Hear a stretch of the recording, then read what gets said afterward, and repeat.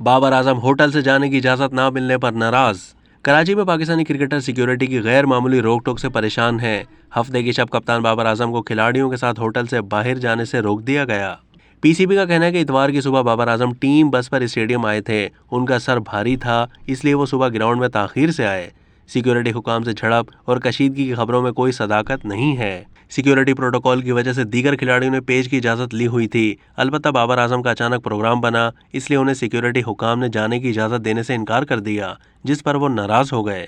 Pakistani team के खिलाड़ी बाबर आजम, अजहर अली, इमामुल हक, सरफराज अहमद और दीगर खिलाड़ी अपने अहले खाना के साथ रात को खाने के लिए बाहर जाना चाहते थे।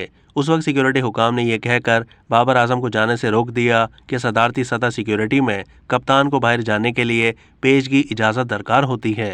ज़राए का कहना है कि बाबर आजम सिक्योरिटी हुकाम की जानिब से रोकने पर नाराज़ हुए और उन्होंने एहतजाजन खाने के लिए बाहर जाने से इनकार कर दिया। अब तक के लिए इतना ही। मज़ीद मालूमात के लिए डेली जंग के यूट्यूब चैनल को सब्सक्राइब कीजिए।